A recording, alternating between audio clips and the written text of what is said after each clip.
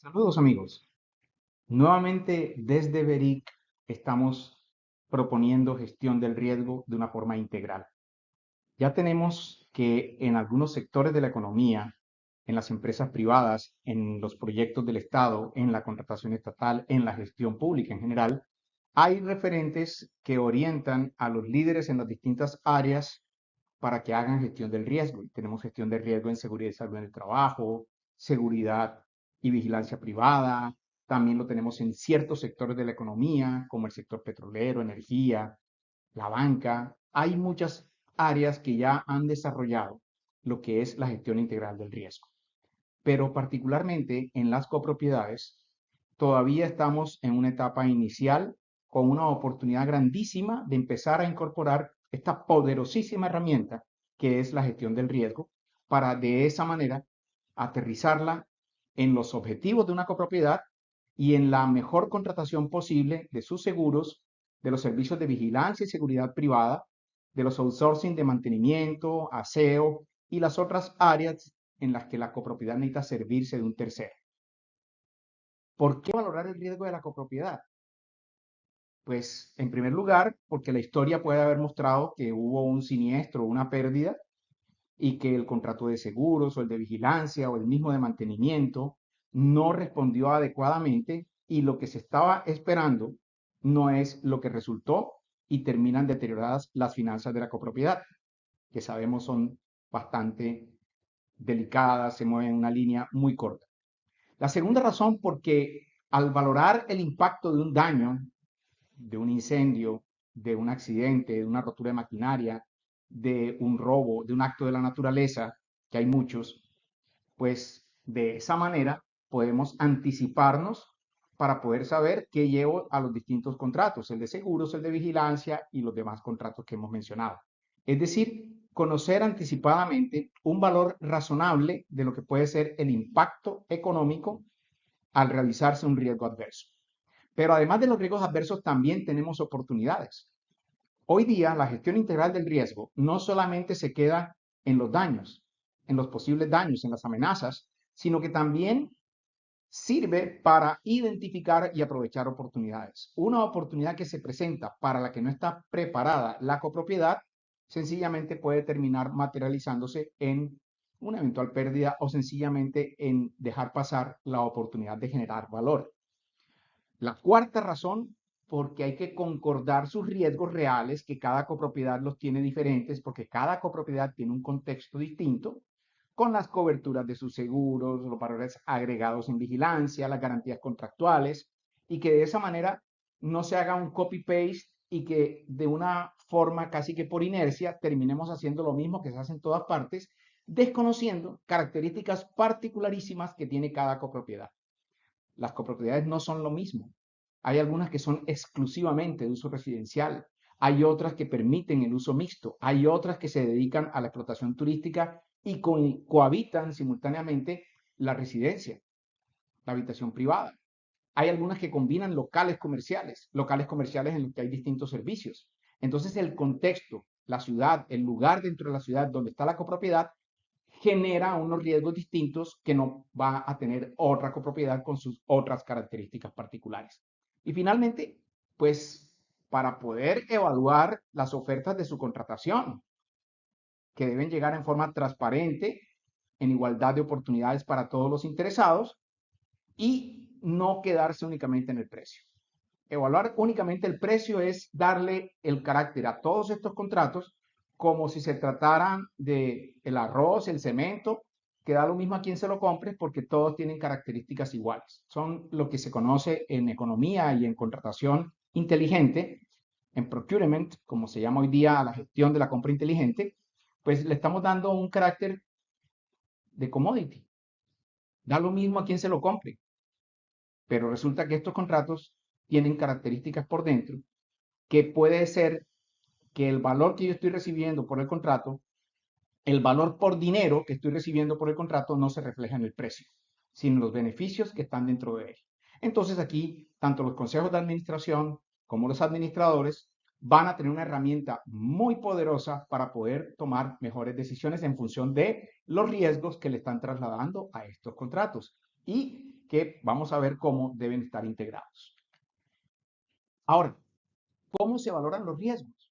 Hay varias guías, normas, estándares internacionales. Acá solamente voy a mencionar algunos. Está la ISO 31000, que es la norma de gestión integral del riesgo. Cuando se trata de un proyecto, por ejemplo, se va a hacer una remodelación, se va a instalar una nueva maquinaria, el referente puede estar en el PMBOK, que es una publicación del Project Management Institute, que en su séptima edición genera unas guías para que los proyectos puedan culminar dentro del presupuesto estimado, en el plazo que se había previsto y con el entregable adecuado. Es decir, que los proyectos no se aparten mucho de eso que se estaba esperando al final de él. Y otra norma que mis amigos del mundo de la auditoría, la contabilidad, conocen bastante bien son las normas COSO y su referente que es el Enterprise Risk Management del 2017. ¿Qué riesgo a todas estas? Vamos a decir que riesgo, vamos a olvidarnos de la idea del daño, del peligro, y vamos a entenderlo como la incertidumbre que me va a cambiar el objetivo. Usted tenía la expectativa de llegar bajo ciertas condiciones a un resultado y en el camino las condiciones cambian en forma adversa o en forma favorable y su objetivo también va a cambiar. Por eso se dice hoy día que el riesgo puede ser positivo o negativo. Es decir, se contempla en la gestión integral del riesgo tanto las oportunidades como las amenazas. El riesgo se mide en términos de probabilidad y consecuencia y dependiendo del objetivo se hace esa valoración.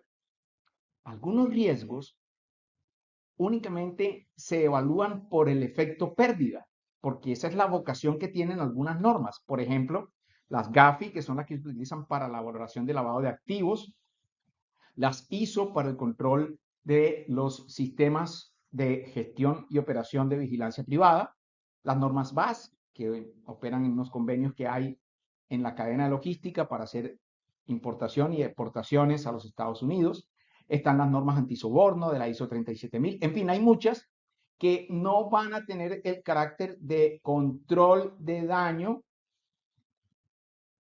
sino que van a ir un poco más allá para entender que hay un área específica de trabajo. Y sí, se quedan evaluando únicamente pérdidas, más allá de los daños directos que se pueden apreciar. También tenemos entonces que ubicar en qué consiste la gestión integral del riesgo.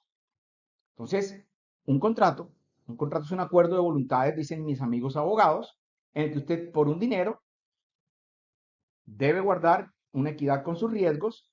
Todos los contratos tienen riesgos y del contrato se desprenden entonces esos efectos de incertidumbre en el objetivo del contrato. Su contrato es el contrato de mantenimiento. ¿Qué estaba buscando usted con el contrato de mantenimiento? Su contrato es el de seguros. ¿Qué quería con el contrato de seguros? Ese riesgo entonces me va a alterar el logro del objetivo. Y el objetivo, pues, es esa consecución de un propósito dentro de un tiempo razonable con una inversión de recursos adecuada. Por lo tanto, mi objetivo retroalimenta el riesgo y el riesgo me retroalimenta el contrato. Y de eso trata la evaluación integral de riesgos dentro de la copropiedad. Es un salto para darle a los administradores de copropiedades una mayor jerarquía, un poder para hacer la mejor gestión posible en bien de los intereses comunes y por eso vamos a buscar en qué consiste el objetivo de la copropiedad. Es algo que ustedes conocen bastante bien, casi obvio, pero cuando uno lo ve, empieza a materializarlo de una manera diferente. ¿De qué se trata el objetivo de la copropiedad? Pues sencillamente generar valor. Eso no ocurre aisladamente. Es cierto que hay áreas privadas y que hay áreas comunes, pero es que el valor del bien privado está directamente relacionado con el estado de los bienes comunes y con la dinámica que tiene la administración respecto de lo que ocurre con esos bienes comunes. Entonces, el precio del bien, al final del día, es la generación de valor para esa situación que se afecta y que le da plusvalía o le resta valor al inmueble.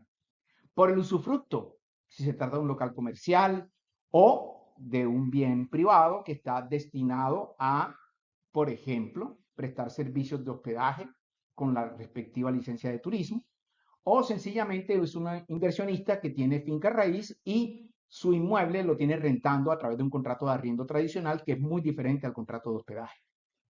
O sencillamente porque en la copropiedad se van a presentar pasivos inesperados y son las terribles e indeseables cuotas extraordinarias que si no están adecuadamente vistos los riesgos, van a llevar a frustraciones que ningún inversionista desea para sus activos. En ese sentido, también hay que apreciar otro objetivo, no menos importante que la generación de valor. Es el goce pacífico de los bienes comunes y del espacio privado. Si los bienes de la copropiedad no están en óptimas condiciones, una piscina deteriorada, un ascensor que no presta el servicio correcto, pues tampoco va a haber un goce pacífico y adecuado del espacio privado. Y de la misma manera, un espacio privado que no está en condiciones adecuadas termina impactando a la copropiedad en general. Entonces, los objetivos de la copropiedad van en estos dos sentidos, el interés general y el interés particular que se puede tener respecto a la inversión que una persona tiene en sus bienes. Ahora, ¿cuáles son los riesgos? Bueno, vamos a clasificarlos en tres categorías. Los riesgos de ganancia. Tenemos una oportunidad de generar valor con la explotación del bien o con el goce pacífico de una zona de asados, un gimnasio, una piscina, y eso genera o reporta beneficios. Hay otros riesgos que vamos a llamar especulativos, que depende de lo que suceda, pueden derivar en pérdidas o derivar en ganancias. Por ejemplo, al hacer una reparación que se está desarrollando con materiales importados, podemos tener que la adquisición de esos materiales, de esos repuestos o de esos bienes, pues se afecta con el dólar. Entonces, si el dólar sube, vale más, si el dólar baja, vale menos. O sencillamente la dinámica que hay en el mercado de bienes y servicios puede llevar a que los presupuestos cambien. Entonces, si mi presupuesto queda corto, tengo una pérdida. Si mi presupuesto fue generoso, puedo tener un ahorro, o sea, una ganancia. Y están los riesgos puros, que son los de pérdida. Cuando apreciamos todo este panorama, vamos a encontrar que de todos estos riesgos, algunos son asegurables. Otros pueden ser asegurables, pero no hay oferta en las compañías de seguros porque esos riesgos no reúnen los requisitos de tener una masa crítica suficiente que permita cobrar una prima adecuada. O no existe el producto. Sí, podrían construirse, pero no lo hay en el mercado. Y sencillamente está la tercera categoría, que son los riesgos que usted no va a poder asegurar y que se mueven con la gestión interna que hace la copropiedad. Ahora, esos que son asegurables, pues no siempre un contrato de seguros da la respuesta que se espera porque tiene condiciones. No porque las compañías de seguros sean perversas. Puede haber contrataciones que no se manejaron adecuadamente. Puede que haya alguna compañía que no es la que uno desearía para que le cubra sus riesgos. Eso es cierto, pero esa no es la regla general. Las compañías de seguros como institución se ciñen a las restricciones que tiene el contrato de seguros, que son las exclusiones, las garantías, las declaraciones, el interés asegurable, la vigencia, los deducibles y eventuales causales de inoperancia.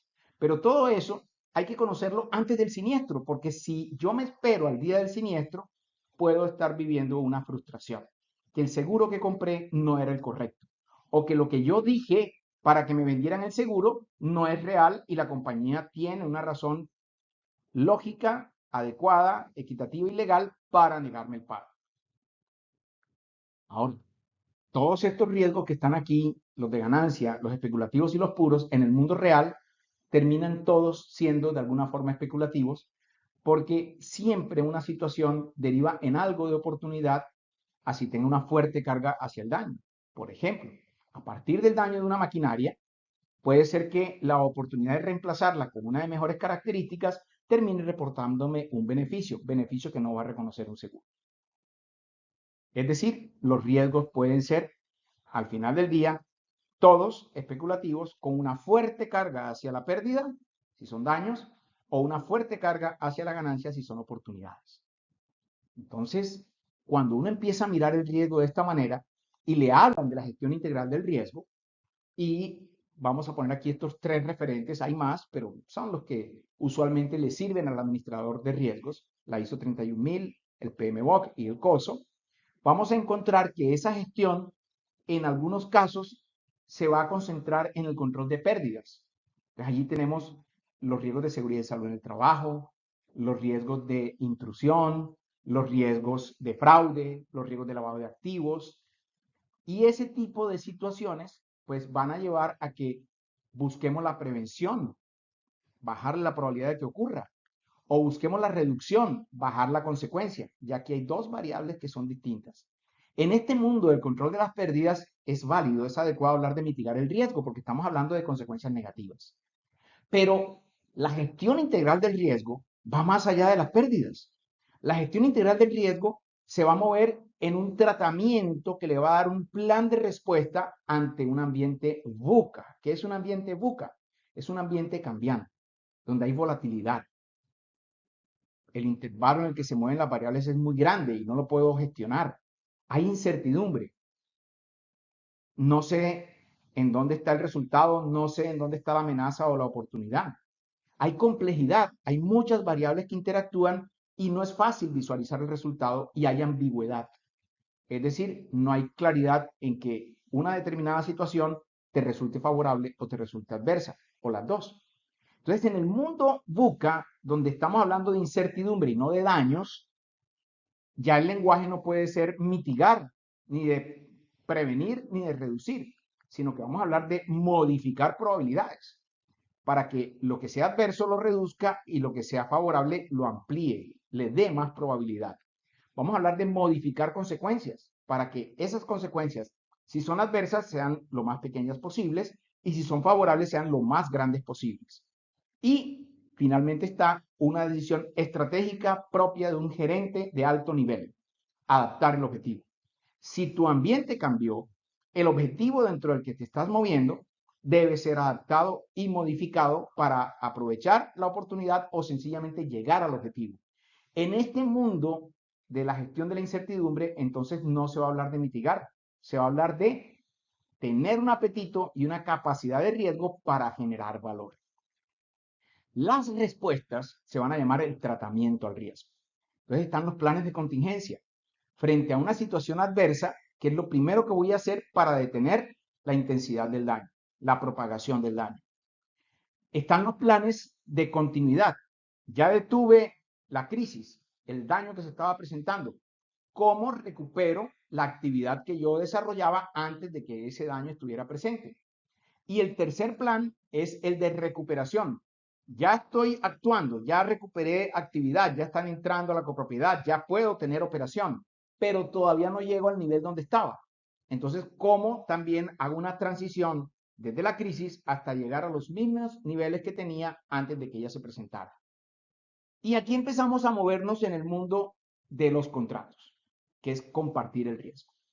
¿Qué significa compartirlo? Que una parte del riesgo que usted identificó adecuadamente en la copropiedad lo puede llevar al contrato.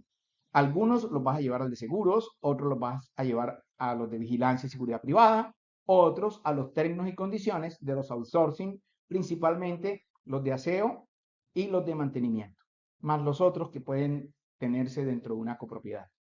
Ahora, más allá de esto, tenemos entonces también aprovechar las oportunidades y adaptarme con los objetivos de forma tal que tenga un plan de respuesta adecuado ante esa incertidumbre.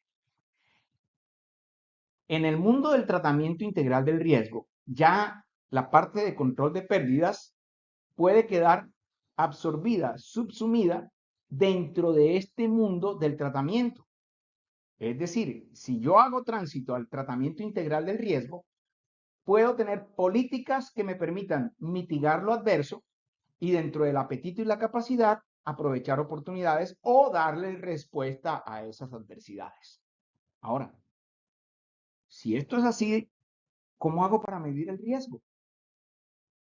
El riesgo tiene dos variables, la probabilidad y la consecuencia, pero está demostrado a través de diferentes estudios en revistas indexadas, revistas científicas de medicina, de neurociencia, que el cerebro humano difícilmente mueve dos variables al tiempo. Le queda más fácil operar una sola.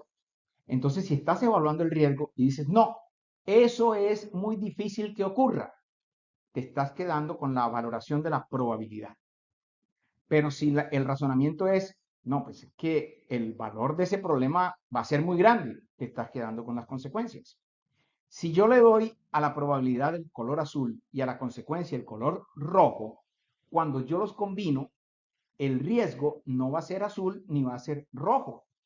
Es la combinación de los dos. Es decir, cuando yo hago la conjunción de probabilidades con consecuencias, me queda el riesgo que es morado. Y eso solo se puede ver en una matriz, porque mentalmente nos queda difícil. Y eso, como les digo, podemos explorarlo más adelante, en un seminario que les vamos a proponer, cómo se hace esa distinción y cómo se opera en una matriz. Este es un ejemplo.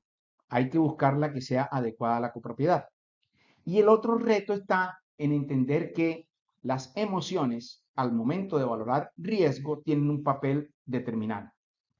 Por condición humana, Homo sapiens, como un animal más de los que han evolucionado a distintos niveles, pues Homo sapiens está diseñado biológicamente, emocionalmente, para protegerse. Luego, siempre tenemos un sesgo de entender que puede haber un daño y proyectar siempre el peor escenario es casi que una respuesta intuitiva que se produce desde la amígdala, donde hay reacción.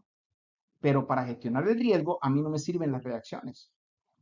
A mí lo que me sirve es adaptarme y eso ocurre en la corteza prefrontal. Cuando yo hago gestión integral del riesgo, ya no estoy frente a un asunto de amenazas, sino estoy frente a un asunto de adaptación.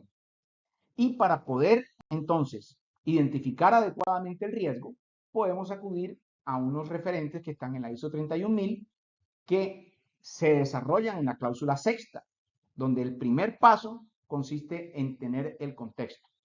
¿Dónde está la copropiedad? ¿Qué presupuesto tiene? ¿Cuáles son sus características? ¿A qué actividades se dedican? ¿Quiénes están dentro de la copropiedad? ¿Cómo interactúa con su entorno? Y cuando tengo ese contexto claro, puedo dar el segundo paso, que es la evaluación, que consiste en tres pequeñas etapas dentro de la evaluación. Identificar, analizar, que es hallarle la probabilidad y la consecuencia, y ahora sí saber el nivel del riesgo, que es el tercer paso.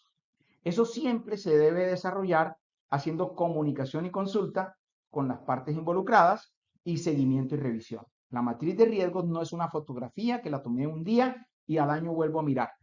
Es un video que va corriendo durante todo el año o durante el plazo que se tenga para una planeación estratégica. Por lo tanto, el administrador, el consejo de administración deben estar atentos a cuáles son los cambios de probabilidades y de consecuencias o cuáles son los nuevos riesgos que están emergiendo en el interior de la copropiedad. Lo mismo que los que desaparecen. Hay riesgos que se van, ya no vuelven. Entonces no necesito desgastarme con ellos. Entonces la política integral de gestión del riesgo le va a dar al administrador y al consejo de administración el poder para negociar. Eso deriva en unos tratamientos y en un registro del riesgo. Todo dentro de esta cláusula sexta. Ahora, ¿en qué consiste el tratamiento del riesgo? En que evites una actividad, en que modifiques tus probabilidades, modifiques consecuencias, que elimines la fuente. Por ejemplo, tienes un desarrollo técnico que está basado en gas natural. Tienes el peligro de explosión. Te puedes pasar a una tecnología con energía. Ahí ya no va a haber explosión del gas, pero puede haber cortocircuito. Se elimina la fuente y vienen unas oportunidades y unas amenazas distintas. Por supuesto que está compartir el riesgo que se hace con los contratos. Todo contrato está diseñado para compartir el riesgo. Todos los contratos, no solo el de seguros. Particularmente el de seguros, vamos a llamarlo que es un contrato de financiación externa, porque con el de seguros y con los créditos contingentes, que son la plata que uno sale a pedir prestada cuando tiene un problema, pues el dinero viene de afuera, viene de un banco o de una aseguradora, por eso se habla de la financiación externa. Y están los riesgos que retienes, pero los vas a retener conociéndolos, no porque me sorprendan. Y ahí es donde vienen estas variables de el apetito, la tolerancia y la capacidad que deben ser medidas por el administrador. ¿Cómo las va a medir? Hay herramientas para ello. Hay herramientas que le facilitan la vida tanto al administrador como al consejo de administración para que pueda conocer su nivel de riesgo. Entonces, todo esto que ha estado al servicio de las grandes industrias, de la gestión de los proyectos públicos, de las finanzas en los bancos, pues lo podemos traer al mundo de la copropiedad en una forma sencilla, práctica y aplicable. Por lo tanto, el objetivo de la copropiedad, que es esa interacción que hay entre los bienes comunes y los bienes privados, necesita que estos tres contratos se hablen, tengan correlación. No son contratos independientes, tienen una dependencia el uno con el otro. Y esa dependencia no puede llevarnos a pensar que todos los contratos son supercontratos y que cualquier cosa que me pase me la va a pagar un seguro o me la va a pagar una compañía de vigilancia o que puedo cargársela a la compañía de mantenimiento. Si estoy advertido de mis riesgos correctamente, le voy a dar a cada contrato el nivel de operación que necesito y a exigir lo que merezco a partir del precio que estoy pagando. Esto de la gestión de riesgos en las copropiedades, pues tiene varios referentes, no me voy a detener en ellos. Están los deberes del administrador, que están consagrados en el Código de Comercio y en la Ley 675. Y no hay una norma específica que diga que en la copropiedad se deben evaluar riesgos, pero hay unos referentes generales que en algún momento pueden ser llamados cuando hay una dificultad por un tercero que está afectado o por la misma copropiedad que llama a cuentas al administrador o al consejo de administración. Particularmente el decreto 2157 para las copropiedades de gran tamaño o que generan una actividad comercial o una prestación de servicios turísticos podrían ser llamadas a que hagan gestión de riesgo de desastres para que puedan tener un plan adecuado en el momento en el que se presenta una catástrofe, una calamidad. Entonces esto va mucho más allá de los simulacros de evacuación el día del terremoto o del incendio, porque este decreto 2157 es lo suficientemente genérico para involucrar a cualquiera. Por supuesto que aquí no está una pequeña copropiedad, pero las grandes copropiedades es posible que sí, especialmente si prestan servicios comerciales. Y finalmente están pues las normas del Código de Comercio que vinculan las actuaciones del administrador con la debida diligencia de un buen hombre de negocios. Particularmente en vigilancia y seguridad privada tenemos un decreto marco. La vigilancia y seguridad privada es un servicio con obligaciones de medio, no de resultado. O sea, una compañía de vigilancia no te puede garantizar que no van a robar, pero sí puedes exigir la forma en que se te preste el servicio para minimizar la probabilidad del robo o la intensidad de un robo. Eso fue desarrollado en un expediente de casación que está allí citado en la Corte Suprema de Justicia. Y, por supuesto, están las normas civiles y comerciales que regulan cualquier contrato en el Estado colombiano.